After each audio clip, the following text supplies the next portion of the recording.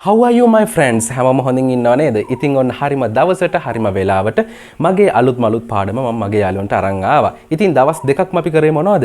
පාර අහන හැටි, පාරක් කියන හැටි, අන්න ඒ වගේ දේවල් ටිකක් තමයි අපි ගිය පාඩම් දෙකෙන් කළේ. ඉතින් අද මේ පාඩමේ අන්තිම දවස. තේරුණා නේද? ඒ කියන්නේ මේ පාඩම් දෙකේ අන්තිම පාඩම තමයි අද මම කරන්න යන්නේ. ඒ කියන්නේ තුන්වෙනි පාඩම. ඉතින් මේ පාඩමේ පාරක් අහන විදිය, පාරක් කියන විදිය ඔක්කොම මම කියලා දීලා අවසන් කරනවා. ඉතින් ඔක්කොම කියලා දෙනවා කියන්නේ මේ අත්‍යවශ්‍යම දේවල් තමයි මම කියලා දෙන්නේ. ඉතින් ඉගෙන ගන්න ඕන තරම් දේවල් තියෙනවා. ඉතින් මගේ යාළුවන්ට අත්‍යවශ්‍යම වෙන දේවල් ටික තමයි ඉතින් මම මේ පාඩම් තුනෙන් ඉගෙනුවේ. අද තමයි ඒ තුන්වෙනි පාඩම. ඉතින් මේ පාඩමෙන් ඒ පාරවල් අහන විදිය, පාරක් කියන විදිය, කොහෙට හරි යන්නේ කොහොමද කියලා අහන විදිය, අන්න ඒ වගේ දේවල් ටික මම අවසන් කරනවා. තේරුණා නේද මගේ යාළුවන්ට? ඉතින් ඒ වගේම මගේ යාළුවන්ට කියන්න ඕනේ අලුත් යාළුවෙක් අද පාඩම් බලනවා නම්, ඒ කියන්නේ එකපාරට අලුත් යාළුවෙක් අද පාඩම නම් බලන්න මොකද්ද කරන්න ඕනේ? පළවෙනි පාඩමට යන්න. පළවෙනි පාඩමේ link එක මම පල්ලෙහා description එකේ දාලා තියෙනවා. පළවෙනි පාඩම විතරක් නෙමෙයි. දැන්ට කරලා තියෙන හැම පාඩමකම links පල්ලෙහා description එකේ තියෙනවා. ඒකේ හින්දා පිළිවෙලට ඒ ටික බලාගෙන එන්න ඕනේ. එක පාට මේ පාඩම බැලුවා කියලා මගේ අලුත් යාළුවන්ට තේරුම් යන්නේ කොහොමද මේ වැඩසටහන අපි කරන්න කියලා. තේරුණා නේද? පරණ යාළුවෝ නම් මගේ හැමෝම දන්නවා ඒක. අලුත් යාළුවෙක් අද එක තියෙනවා නම් පල්ලෙහා description එකේ තියෙන පළවෙනි පාඩමේ ඉඳලා බලන් ඉන්න. එතකොට තමයි මගේ අලුත් යාළුවන්ට මේ හැම දෙයක්ම තේරෙන්නේ. ඒ කියන්නේ මේ spoken english program එක කරන විදිහ තේරෙන්නේ එතකොට තමයි. ඉතින් ඔය මතක් කිරීම කරේ මගේ හැම අලුත් යාළුවෙක්ටම. ඉතින් කාට හරි English grammar, ඒ කියන්නේ ඉංග්‍රීසි ව්‍යාකරණ ඉගෙන ගන්න ඕන නම් මගේ පල්ලෙහා description එකේ තියෙනවා මගේ grammar channel එකෙත් link එක. ඉතින් ඒකට ගිහිල්ලා grammar ටික තේරෙන සිංහලෙන් ගෙදර ඉඳන් ඉගෙන ගන්නත් පුළුවන්. ඉතින් ඔය මතක් කිරීම කරේ මගේ හැම යාළුවෙක්ටම. දැන් ඉතින් අපිට තියෙන්නේ අද අපිට ඉගෙන ගන්න තියෙන වාක්‍ය මොනවද කියලා බලන්න. එහෙනම් දැන් බලමු මොනවද අද අපිට ඉගෙන ගන්න තියෙන අලුත්ම අලුත් වාක්‍ය ටික කියලා. At the roundabout, turn left. Take the second right. Take the second turning on the left. Go along the road. It's on the left. Go up the hill. Go down the hill. Go through the playground. Turn back and go straight. The post office is opposite the bank. The post office is near the bank. Her shop is in between the post office and the police station. It's on the other side of the street. It's a 10-minute drive. You get off from the Swarapala junction. Cross the bridge and wait till I come. It's too far to walk. Take a taxi. The Kottu shop isn't far from here. It's just around the corner. At the corner of the road, you will see my shop. Follow me. I'll show you the way. ඔන්න වාක්‍ය ටික තමයි ඉතින් අද මගේ යාළුවන්ට ඉගෙන ගන්න තියෙන්නේ. දැන් ඉතින් අපිට මොකද්ද කරන්න තියෙන්නේ? මුල ඉඳන් බලමු මොනවද මේ වාක්‍ය කියලා. මොනවද මේ වාක්‍ය වලින් අපිට අලුතෙන් ඉගෙන ගන්න තියෙන්නේ කියලා දැන් බලමු. ඒ කියන්නේ දැන් අපි යන්නේ මේ ටික පැහැදිලි කරගන්න. බලමු මුල්ම වාක්‍ය. At the roundabout turn left. Turn left කියන්නේ වමට හැරෙන්න කියන එක. At the roundabout turn left. වටරවුමෙන් වමට හැරෙන්න. තේරුණා නේද? ඊළඟ එක බලමු. Take the second right. Take the second right. මොකක්ද ඒකේ තේරුම? දෙවණියට දකුණට තියෙන පාරෙන් හැරෙන්න. දෙවණියට දකුණට තියෙන පාරෙන් හැරෙන්න. Take කියන්නේ අර ගන්න කියන අදහස. දකුණට ගන්න, දකුණට හැරෙන්න. Take the second right. දකුණට දෙවණියට තියෙන පාරෙන් හැරෙන්න කියලා තමයි මේකෙන් සරලවම කියන්නේ. තේරුණා නේද මගේ යාළුවන්ට? right. ඊළඟ එක බලමු. Take the second turning on the left. Take the second turning on the left. මොකද්ද තියෙන්නේ? වම් පැත්තේ දෙවණියට තියෙන වංගුවෙන් හැරෙන්න. වම් පැත්තේ දෙවණියට තියෙන වංගුවෙන් හැරෙන්න. Take the second turning. Take the second turn. වංගුව ගන්නලු on the left. ඒ කියන්නේ වමට තියෙන මොකද්ද තියෙන්නේ? වම් පැත්තේ දෙවණියට තියෙන වංගුවෙන් හැරෙන්නලු. Take the second turning on the left. වමට තියෙන දෙවණි වංගුවෙන් හැරෙන්න කියන එක. තේරුණා නේද මගේ යාළුවන්ට? බලමු එහෙනම් ඊළඟ එක. Go along the road. Go along the road. ඒ කියන්නේ මොකද්ද? පාර දිගේ යන්න කියන එක. දිගටම යන්න කියන එක. ඒ කියන්නේ පාර දිගේ යන්න කියන එක. Go along the road. තේරුණා නේද? කොහොමද ඒක කියන්නේ? Go along the road. පාර දිගේ යන්න. තේරුණා නේද? right. එහෙනම් බලමු ඊළඟ වාක්‍ය මොකද්ද කියලා. It's on the left. ඒ කියන්නේ ඒක තියෙන්නේ වම් පැත්තේ කියන එක. ඕන it's on the right කියන පුළුවන් ඒක තියෙන්නේ දකුණු පැත්තේ කියන එකට. ඒකයි මම මේ ඇල ඉරක් දාලා right කියන එකක් දාලා තියෙන්නේ. it's on the left. ඔයාගෙන් අහනවා ඉතින් කවුරු හරි ඒක මොන පැත්තේ තියෙන්නේ? It's on the left. ඒක තියෙන්නේ වම් පැත්තේ. It's on the right. ඒක තියෙන්නේ දකුණු පැත්තේ. තේරුණා නේද? ඉතින් මේ වගේ දේවල් මගේ යාළුවන්ට කවදා හරි ප්‍රයෝජනයක් වෙන්න පුළුවන්. ඒකින්ද අනිවාර්යෙන් මේවා ප්‍රැක්ටිස් කරලා තියාගන්න ඕනේ. මොකද ප්‍රැක්ටිස් කරොත් තමයි ඔළුවට දාගන්න පුළුවන්. තව කෙනෙක් එක්ක කට ඇරලා මෙන්න මේ වාක්‍ය ටික හොඳටම ප්‍රැක්ටිස් කරන්න. මොකද තිබ්බේ? It's on the left. ඒක තියෙන්නේ වම් පැත්තේ. නැත්තම් it's on the right. ඒක තියෙන්නේ දකුණු පැත්තේ. තේරුණා නේද? මේ on the left, on the right. ඒක හොඳටම මගේ යාළුවෝ දැන් පුරුදු වෙන්න ඕනේ. ඊට පස්සේ තියෙනවා go up the hill. ඒ කියන්නේ කන්ද උඩට ඔහම නැගගෙන යන්න කියලා. සමහරක් තැන්වල ඕගොල්ලෝ දකිනවා කඳු වගේ තැන් තියෙනවා. ඉතින් ඒ වගේ තැන්වලදී කියන්න පුළුවන් go up the hill. ඒ උඩට යන්න. ඒ කියන්නේ ඒක නැගගෙන යන්න කියන එක තේරුණා නේද? ඉතින් ඒ වගේ තැන්වලදී මගේ යාළුවන්ට කියන්න පුළුවන් කන්ද නැගගෙන යන්න කියලා. right? go up the hill. ඊට පස්සේ තියෙනවා go down the hill. go down the hill කියන්නේ පල්ලම බහින්න කියන අදහස. go down the hill. ඒ කියන්නේ කන්දෙන් පල්ලෙහාට යන්න කියන අදහස. තේරුණා නේද? කන්ද උඩට යන්න නැත්තම් කන්ද පල්ලෙහාට යන්න කියලා. ඒ කියන්නේ පාරවල් වල එක එක තැන් තියෙනවා. කඳු වගේ තැන් තියෙනවා, පල්ලම් වගේ තැන් තියෙනවා. ඉතින් ඒ වගේ තැන් වලදී මේක යූස් කරන්න පුළුවන්. තේරුණා නේද මගේ යාළුවන්ට? right. ඊළඟ එක බලමු. go through the playground. through කියන්නේ හරහා කියන එක. right. go through the playground. මොකද්ද තියෙන්නේ? ක්‍රීඩා පිට්ටනිය හරහා යන්න කියන එක. ක්‍රීඩා පිට්ටනිය හරහා යන්න කියන එකට තමයි go through the playground. playground එක හරහා යන්න. ඉතින් සමහරක් වෙලාවට අපිට එකපාරට පාර දිගේ යන්න නැතුව මේ ක්‍රීඩා පිට්ටනියක් මැදින් වගේ ගියම ෂෝට් කට් එකක් විදිහට යන්න පුළුවන් නේද? අන්න ඒ වගේ අවස්ථාවලදී මේක යූස් කරන්න පුළුවන්. go through the playground.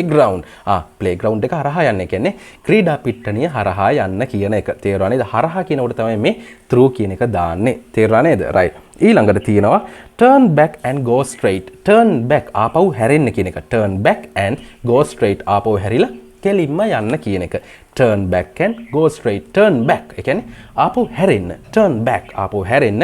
go straight ඒ කියන්නේ කෙලින්ම යන්න කියන අදහස. තේරුණා නේද මගේ යාළුවන්ට? ඉතින් ඕවත් මගේ යාළුවන්ට අනිවාර්යෙන් භාවිතා කරන්න වෙන දේවල්. මොකද තැනක් හරියටම කිව්වම මේ තැන පාස් කරන් ගියොත් මොකද වෙන්නේ? ඉතින් ආපහු මගේ යාළුවෝ කෝල් කරලා කියයි ආපහු හැරිලා කෙලින්ම එන්න කියලා. ආපහු හැරිලා කෙලින්ම එන්න කියලා. එතකොට තමයි මෙන්න මේක වැදගත් වෙන්නේ. turn back ආපහු හැරෙන්න. නැවත හැරෙන්න කියන එක. turn back and go straight ආපහු හැරිලා කෙලින්ම යන්න කියන අදහස. තේරුණා නේද? right. ඊළඟ එක බලමු. The post office is opposite the bank. The post office is opposite the bank. opposite කියන්නේ ඉස්සරහා කියන එක. තේරුණා නේද? The post office is ඒ කියන්නේ තැපැල් කන්තෝරුව තියෙන්නේ opposite the bank. bank එකට ඉස්සරහා. තේරුණා නේද? ඉතින් මේ වගේ තැන් වලට තමන් කැමති තැනක නමක් දාලා කියන්න පුළුවන්. opposite කියන්නේ ඉස්සරහන් කියන එක. right. ඊළඟ එකත් බලමු. The post office is near the bank. The post office is near the bank. near කියන්නේ ළඟ කියන එක. right. The post office is near the bank. bank එක ළඟ තමයි post office එක තියෙන්නේ. ඉතින් මේව සමහරක් යාළුවන්ට ගොඩක් සරල වෙන්න පුළුවන්. නමුත් අපි අර මුලින් ඉඳන් යන හින්දා හැමෝම ගැන හිතන්න ඕන හින්දා තමයි මම මේ පොඩිම එකේ ඉඳන් කියලා දෙන්නේ. තේරුණා නේද මගේ යාළුවන්ට? උඩ තිබ්බේ opposite කියන එක ඉස්සරහා කියන එක. දැන් මෙතන තියෙන්නේ near කියන එක. near කියන්නේ ළඟ කියන එක. උඩ තිබ්බේ the post office is opposite the bank. bank එක ඉස්සරහා තමයි post office එක තියෙන්නේ. ඊට පස්සේ තියෙනවා the post office is near the bank. ඒ කියන්නේ post office එක තියෙන්නේ bank එක ළඟ. තේරුණා නේද? ඉතින් මේවා මේ වාක්‍ය හදනකොට අනිවාර්යයෙන්ම මේ බලන්නකෝ the post office is අනිවාර්යෙන් ඒ වෙන්න ඕන. ගොඩක් යාළුවෝ මේවා හලනවා. මේ වගේ පොඩි පොඩි වචන හලනවා. එහෙම හැලුවහම තමයි නිකන් අර broken english වගේ වෙන්නේ. කියන්නේ කැඩිච්ච ඉංග්‍රීසි වෙන්නේ. තේරුණා නේද? the post office near the bank. ඔහොම කියන. එතකොට වැරදි. කොහොමද හරියට එන්න ඕනේ? the post office is near the bank. තේරුණා නේද? ඉතින් අන්න ඒවත් මගේ යාළුවෝ හොඳටම පුරුදු වෙන්න ඕනේ. තේරුණා නේද? right. එහෙනම් ඊළඟ එක බලමු. her shop is in between the post office and the police station. ඒ මොකද? her shop ඇගේ කඩේ කියන එක. my shop මගේ කඩේ. තේරුණා නේද? her shop is in between අතර මැද කියන අදහස් තමයි මේ between කියන්නේ. her shop is in between the post office තැපැල් කන්තෝරුවයි and the police station. ඒ කියන්නේ police station එකයි තැපැල් කන්තෝරුවයි අතර තමයි ඇගේ shop එක පිහිටලා තියෙන්නේ. තේරුණා නේද? කොහොමද ඒක තිබ්බේ? her shop is in between අතරමැද තමයි පිහිටලා තියෙන්නේ. මොකක් අතරමැදද? post office and the police station. ඒ කියන්නේ පොලිස් ස්ථානයත් තැපැල් කන්තෝරුවත් අතර තමයි ඇගේ shop එක පිහිටලා තියෙන්නේ. ඉතින් ඒ වාක්‍ය හැදිලා තියෙන හැටි බලන්නකො පොඩ්ඩක්. her shop is in her shop is කියන එක අනිවාර්යෙන්ම එන්න ඕනේ. her shop is in between අතර මැද කියන එක. ඉතින් මේ තැන් දෙක දානකොට මේ and එකෙන් තමයි තැන් දෙක දාන්න ඕනේ. and එකට ඉස්සරහයි and එකට පස්සෙයි දාන්න ඕනේ and එකට. තේරුණා නේද මගේ යාළුවනේ? right. ආපහු බලන්නකො her shop is in between the post office and the police station. තේරුණා නේද? right. ඊළඟ එක බලමු. It's on the other side of the street. Street කියන්නේ මාවත කියන එක. වීදිය වගේ. right. තේරුණා නේද? It's on the other side. ඒක අනිත් පැත්තවල තියෙන්නේ of the street. It's on the other side of the street. ඒ කියන්නේ වීදියෙන් එහා පැත්තේ තමයිලු තියෙන්නේ. මොකද්ද තේරුම තිබ්බේ? ඒක තියෙන්නේ වීදියෙන් එහා පැත්තේ. කාගෙන් හරි මොකක් හරි එවුවහම මේ post office එක තියෙන්නේ කොහෙද? ඒක කියන්න පුළුවන් මේ වීදියෙන් එහා පැත්තේ තමයි post office එක තියෙන්නේ. කොහොමද කියන්නේ? It's on the other side of the street. Street එකෙන් අනිත් පැත්තේ තමයිලු post office එක තියෙන්නේ. මෙතන තියෙන්නේ it's on the other side. ඒ කියන්නේ ඒක තියෙන්නේ අනිත් පැත්තේලු of the street වීදියෙන්. තේරුණා නේද? right. ඊළඟ එක බලමු. It's a 10-minute drive. ඒක විනාඩි 10ක ගමනක්. මේ වගේ දේවලුත් මගේ යාළුවන්ට ගොඩක් ඕන වෙනවා. කවුරු හරි අහනවා කොච්චර වෙලා යනවද එතනට යන්න කියන්න පුළුවන්. It's a 10-minute drive. It's a 20-minute drive. තේරුණා නේද? අන්න ඒ වගේ දේවල් මගේ යාළුවෝ දැන් හොඳටම දැනගන්න ඕනේ. ඉතින් මගේ පාඩම් එක මුලින්ම එකතු වෙලා ඉන්නවා නම් මගේ යාළුවන්ට සරලම දේ ඉඳලා ඉගෙන ගන්න පුළුවන්. තේරුණා නේද? ඉතින් මෙන්න මේවත් අනිවාර්යයෙන්ම මගේ යාළුවන්ට කවදා හරි ඕන වෙන දේවල්. ඉතින් අන්න ඒකයි මම මේ වගේ දේවල් හරි පිළිවෙලට මගේ යාළුවන්ට උගන්වන්නේ. කියන්නේ පැන පැන යන්නේ නැහැ. තේරුණා නේද? ඉතින් පිළිවෙලක් නැති වුණොත් මගේ යාළුවන්ට මේවා අල්ලගන්න බැරි වෙනවා. ඒ කියන්නේ මුල ඉඳන් යන යාළුවෝ ගොඩාක් මට ඉන්නවා. ඉතින් හැමෝටම වාසියක් වෙන විදිහට තමයි මම මේ හැම දෙයක්ම උගන්වන්නේ.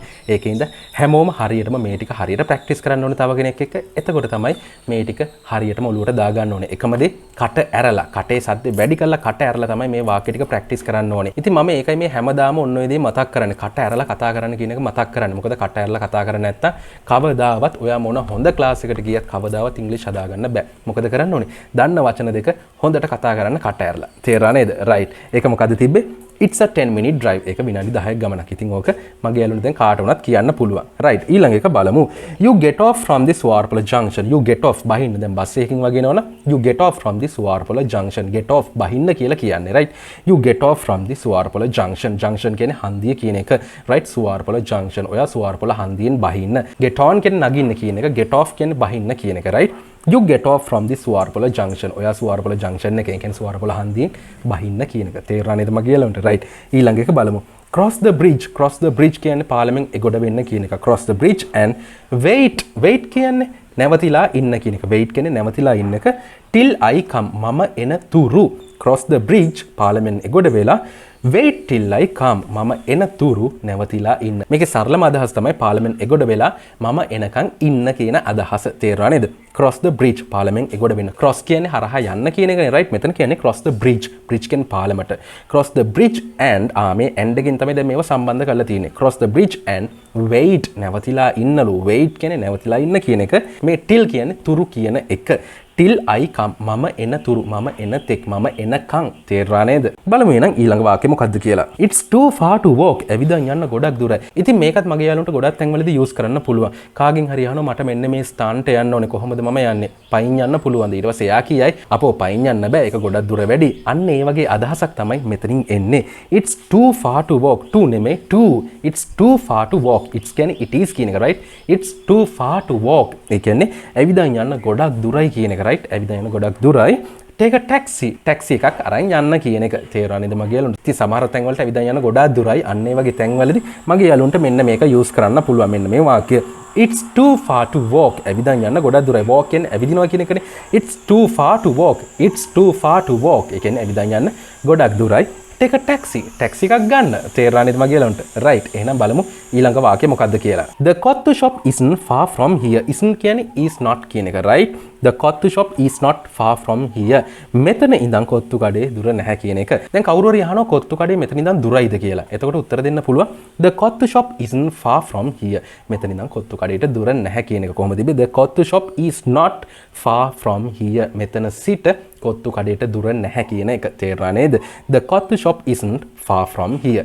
තේරුණා නේද මගේ යාළුවන්ට? right. ඉතින් ඔන්න ඔය වගේ දේවල් බලන්න. දැන් ගොඩක් තැන්වලදී මේ short form තමයි අපි පාවිච්චි කරන්නේ. is not කියන එක තමයි කෙටි වෙලා තියෙන්නේ isn't කියලා. තේරුණා නේද? දැන් මෙහෙම කිව්වොත් the Kottu shop is far from here. ඒ කියන්නේ මෙතෙන් ඉඳන් කොත්තු shop එකට දුරයි කියන එක. දැන් මෙතන තියෙන්නේ the Kottu shop isn't far from here. මෙතෙන් ඉඳන් කොත්තු shop එකට දුර නැහැ කියන එක. තේරුණා නේද මගේ යාළුවන්ට? right. බලමු එහෙනම් ඊළඟ වාක්‍ය මොකක්ද කියලා. It's just around the corner. ඒක තියෙන්නේ මේ ළඟම. අන්න ඒ වගේ අදහසක් තමයි මෙතන එන්නේ. It's just around the corner. කවුරු හරි අහනවා කොහෙද බැංක් එක තියෙන්නේ? ඒක තියෙන්නේ මේ ළඟම. right. අන්න ඒ වගේ අදහසක් තමයි එන්නේ. It's just around the corner. දැන් මේ corner කිව්වහම I නේ ඒ වගේ අදහසකුත් එනවා. නමුත් මේකේ සරලම අදහස තමයි ඒක තියෙන්නේ මේ ළඟමයි කියන එක. තේරුණා නේද? It's just around the corner. ඒක මගේ යාළුවෝ දැන් හොඳටම පුරුදු වෙන්න ඕනේ. මොකද්ද? It is කියන එක. It is just around the corner. මේ just නැතුව දාන්නත් පුළුවන්. It's around the corner කියන්නත් පුළුවන්. නැත්තම් it's just around the corner. ඉතින් ඒක තියෙන්නේ මේ ළඟම තමයි. අන්නේ අදහස තමයි මේකෙන් එන්නේ. It's just around the corner. බලමු එහෙනම් ඊළඟ වාක්‍යය මොකද්ද කියලා. At the corner of the road you will see my shop. පාරේ අයිනෙන් මගේ කඩේ ඔයා දකීවි කියන එක. At the corner of the road පාරේ අයිනෙන් you will see my shop. You will see ඔයා දකීවි කියන අදහස, right?